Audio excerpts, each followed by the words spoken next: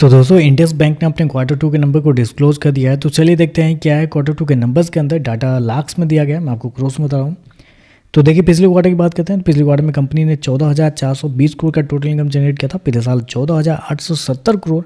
अभी देखें तो 13,256 करोड़ आपको जाता हुआ देखने को मिला। तो साल दर साल क्वार्टर देखें तो कंपनी का टोटल इनकम गिरता हुआ देखने को मिला है। अच्छी खासी गिरावट देखने को मिल रही है, लगभग 11% के आसपास की गिरावट है साल दर साल कंपनी के टोटल इनकम का। क्वार्टरली बेस पे जाते हैं तो वहाँ पे भी लगभग 9% के आसपास की गिरावट है। तो कंपनी का टोटल इनकम गिरता हुआ देखने को मिला है। इंटरेस्ट इनकम देखते हैं तो देखिए पिछले क्वार्टर में 12,263 करोड़ जनरेट किए थे। पिछले साल 12,686 करोड़। अभी देखें तो गिर के 11,608 करोड़ आपको जाता हुआ देखने को मिला। तो इंटरेस्ट इनकम भी देखें तो आपको साल दर साल क्वार्टर गिरता हुआ देखने को मिला है। तो कंपनी का इंटरेस्ट इनकम और टोटल इनकम दोनों आपको गिर रहा है। चलिए कंपनी के नेट इंटरेस्ट इनकम देख लेते हैं, क्या ये बचा है या ये भी आपको गिरता हुआ देखने को मिला है। तो पिछले साल की बात करते हैं तो पिछले साल कंपनी का नेट इंटरेस्ट इनकम 5,347 करोड़ था।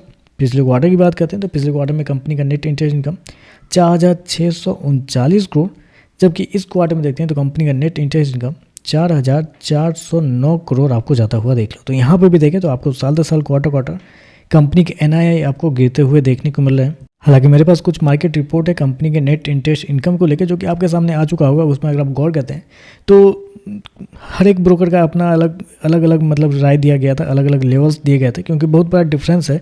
इसलिए मैं आपको एक रेंज दे देता हूँ, क्योंकि 4200 से लेके मार्केट का माना था कि 4200 से लेकर 4700 के बीच में कंपनी का NII आपको आता हुआ देखने को मिलेगा। तो आप कह सकते हैं उसी के बीच में कहीं पर आपको आता हुआ देखने को मिला है। चलिए कंपनी के खर्चे क्या निकलते हैं वो देखते हैं। तो देखिए पिछले क्वार्टर की बात करते हैं तो पिछले क्वार्टर में 11,767 करोड़ खर्च किए थे। पिछले साल 11,278 करोड़।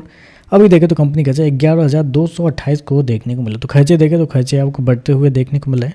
रिवेन्यू आपका 11% के आसपास बढ़ रहा है, 11-12% गिर रहा है, और कंपनी के खर्चे फ्लैट आपको देख लो। तो खर्चे ज़्यादा आपको देखने को मिला है।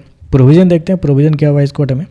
तो पिछले क्वार्टर में कंपनी प्रोविजन के रूप में 1,737 करोड़ गंवाए थे। पिछले साल 1,820 करोड़।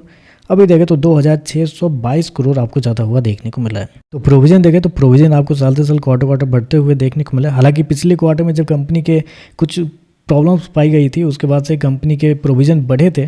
तो कंपनी सबका कहना था कि प्रोविजन मतलब पूरे बैलेंस शीट को क्लियर किया गया है, इसलिए प्रोविजन आपको बढ़ते हुए देखने को मिले। इस क्वार्टर में तो और बढ़ते हुए देखने को मिले। इस पर क्या कंपनी अपना सफाई देगी वो देखना पड़ेगा। चलिए कंपनी का प्रॉफिट क्या निकलता है वो देख लेते हैं।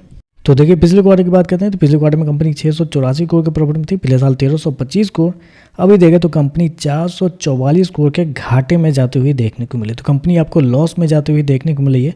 444 करोड़ के भारी नुकसान में जाते हुए देखने को मिले। जहाँ 1,300 करोड़ का प्रॉफिट था, 444 करोड़ का नुकसान है। पिछले क्वार्टर मुकाबले देखें तो यहाँ पर भी आपको हैवी डेंट आपको पड़ता हुआ देखने को मिला है।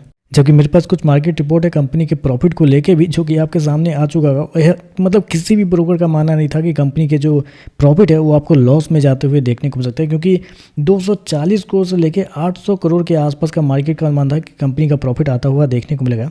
यहाँ तो 444 करोड़ का घाटा आपको देखने को मिला। तो ये तो बहुत बड़ा एक्सीडेंट हो सकता है, आप कह सकते हैं। EPS की बात कर लेते हैं तो देखिए पिछले क्वार्टर में कंपनी का EPS 8.78 पिछले साल 17 रुपये। अभी देखें तो 5.5 रुपये का माइनस में आपको जाता हुआ देखने को मिला है। और ऐसे में कंपनी का NPA देखते हैं तो पिछले साल 2.11, अभी देखें तो बढ़ के 3.60 आपको जाता हुआ देखने को मिला है। जबकि पिछले साल नेट NPA देखें 0.64 से बढ़ के 1.04 आपको जाता हुआ देखने को मिला, जबकि पिछले क्वार्टर में 1.12 के आसपास।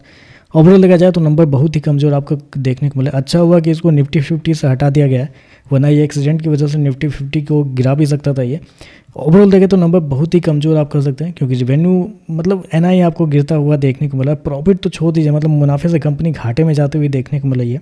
तो देखते हैं इस पर मार्केट कैसे रिएक्ट करता है। आजकल बस इतना ही। वीडियो पसंद आए तो लाइक कीजिएगा, साथ में साथ चैनल को सब्सक्राइब जो कीजिएगा।